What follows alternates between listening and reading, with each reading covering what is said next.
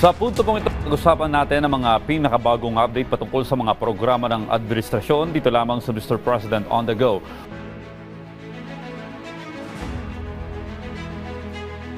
Junior. Sa Aranet, mga tao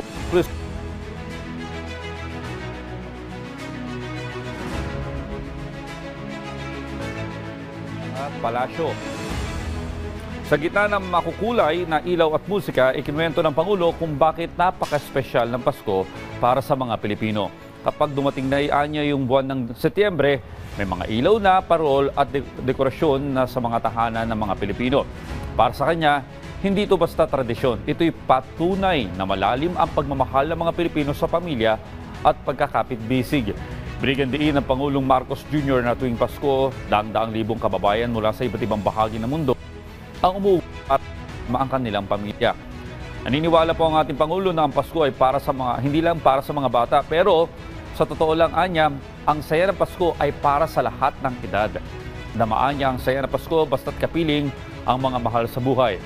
Matapos ang pag-iilaw ng Christmas tree, ay nagsalo-salo po yung mga bisita sa panonood ng Puso ng Pasko, ang kauna-unahang full-length of Filipino Christmas ballet. Itinanghal ito ng Alice Reyes Dance Club kasama ang Manila Symphony Orchestra at Ryan K. Abiab Singers, isang pagdiriwang ng talento, musika at kulturang Pinoy.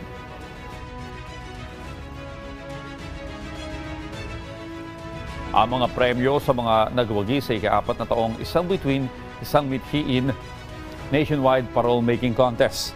Mahigit 130 entries mula sa TESDA Training Institutes ang sumali ngayong taon. Bit-bit ang tema na Ilaw ng Bayan, Parol ng Pag-asa at Pagkakaisa. Sa gabi ng liwanag at tradisyon, muling ipinakita ng mga Pilipino ang kanilang likas na talento at malasakit sa Pasko.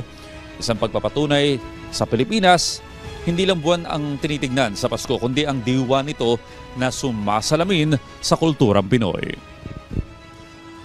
At yan po muna ang ating update ngayong umaga. Abangan ang susunod nating tatalakayin patungkol sa mga aktibidad at programa ng kasalukuyang administrasyon dito lamang sa Mr. President on the Go.